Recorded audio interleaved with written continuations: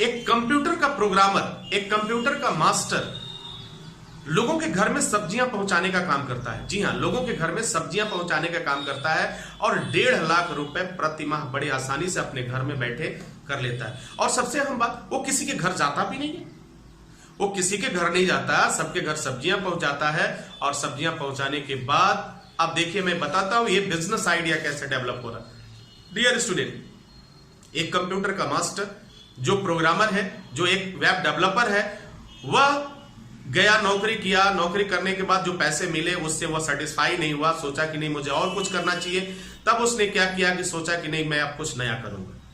अब उसने क्या किया कि उसने लोगों से मुलाकात करना शुरू कर दिया, लोगों की जरूरत को समझा और उन लोगों को टारगेट किया जो लोग बाजार से जाने आने में परेशानी होती है, सीनियर सिटीजन को या उन फैमिलीज को, महिलाओं को, उन लोगों से बात किया और उसने एक एडवर्टाइज किया कि आपके घर सारे सामान मैं पहुंचा दूंगा।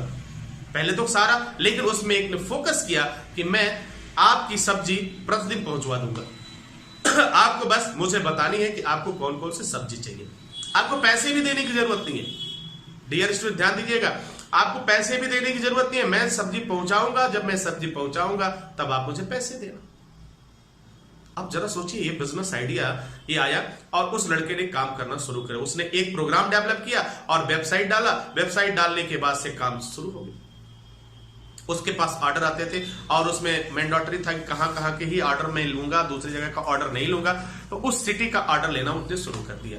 अब जो सब्जी की डिमांड आने लगी, जो डिमांड आने लगी, वो क्या किया कि लोगों से वो सब्जियां खरीद लेता था और खरीदने के बाद से हर जगह 2-3 लड़कों को रखा और उन लड़कों से वह सब्जी उनके घर पहुंचवा देता था और एक बिल दे देता था। और देखिए मैं बताऊंगा आपको, वह बिल देता था, जो रेट होता था वो दुकान जाने के बाद से जो लोग कैलकुलेट करते थे उससे भी कम आता था, उससे भी कम आता था। देखते ही देखते उसके पास इतनी लाइन लग गई कि इस समय लगभग 70 से 80 लोग उसके पास काम करते हैं।